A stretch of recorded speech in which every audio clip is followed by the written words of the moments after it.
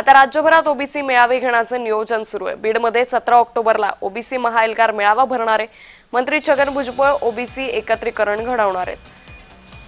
तर मंत्री छगन भुजबळांच्या उपस्थितीत हा महाएल्गार मेळावा पार पडेल।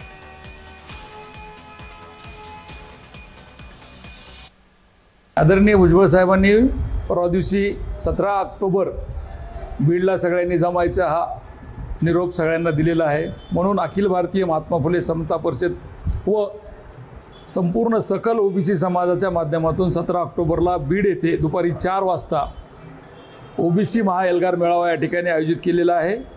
या मेळाव्यासाठी प्रमुख उपस्थिती म्हणून आदरणीय भुजबळ साहेब या ठिकाणी मार्गदर्शन करणार आहेत। तर या ओबीसी मेळाव्यावर निशाणा साधत मनोज जरांगे यांनी भुजबळांवर टीका केली आहे। नाही ओबीसीचा नाही, म्हणजे ओबीसीचा ते जातीयवादी अलिबाबाचा मोर्चा आहे। ओबीसीचा त्याच्यात काही संबंध नाही। ओबीसीचा काय संबंध नाही। ते काही एसटी आरक्षण द्या म्हणतो का धनगराला? त्याचं काय म्हणणं आहे नेमकं? कोणा सुधरलंय का 18 पगड जातीच्याला?